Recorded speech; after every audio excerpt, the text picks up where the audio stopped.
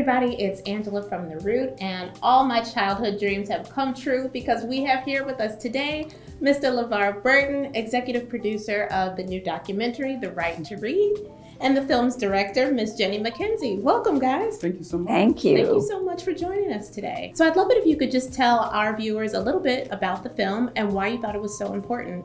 The film is the story of the early literacy crisis told through a civil rights lens. And we follow an amazing NAACP activist in Oakland who's trying to change early reading instruction in his own community and beyond. Everybody deserves the right to read. Literacy is for all. We want to make sure that all students have the opportunity to be with a teacher who has learned the science of reading.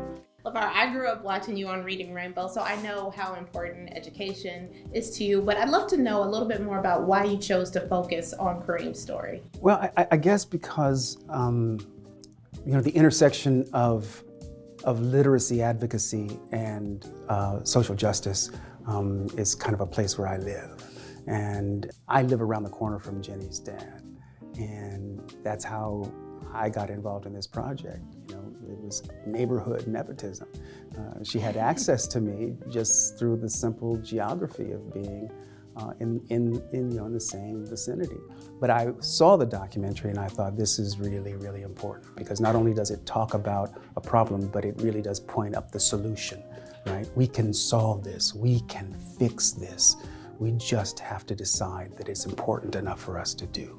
Absolutely. And I'll say one of the things that really surprised me in the film were some of the statistics around reading. And as a parent, it was actually frightening, disturbing, all of that. And particularly the stats in Oakland come to mind. But what was really concerning was the disparity between race. And I believe it was like 75% of white third graders were reading on level, but less than 20% of Black.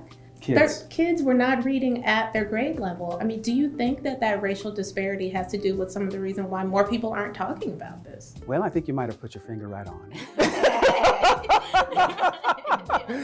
it. Because it's human nature. If it's not happening to me, it's really not happening, right? So that's, again, one of the reasons why I signed on. I really believe in this work and bringing attention to the need and necessity to go back to an evidence-based system of teaching reading to kids. We've strayed from the path.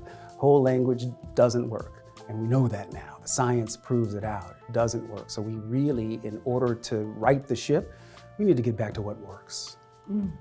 So true. And the statistics are staggering. I mean, when you look at what is happening across the country, 37% of children in our country are reading below a basic level. But when you break it out in terms of race and ethnicity, we jump enormously when we think of Black and brown children. And it goes then over 50% of kids are below basic. So it's think about that for a second. Over half of our kids, half of Black and brown kids aren't getting the skill, they're not cracking the code, right? And that's not all right. I mean, the repercussions for this country and our economy going forward, you can see clearly where this is headed, and it's not good. And it's not a new problem. Right. This is something that's been happening for decades and centuries. Yeah. So I think now, if we can scream as loud as we can about this issue and create a movement about early literacy and its connection to racial justice, that's what we hope will turn the tides. If you are unable to read as a child, you will turn into what? An illiterate adult.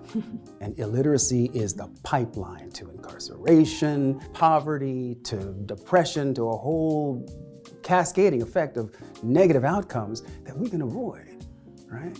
So I like to say, when you know better, you do better. And we know better. Absolutely. And we can do better. We just have to, muster the public will to do so. And that means a joining of hands between parents and educational communities and policymakers. We all have a stake in this, and that stake is our kids.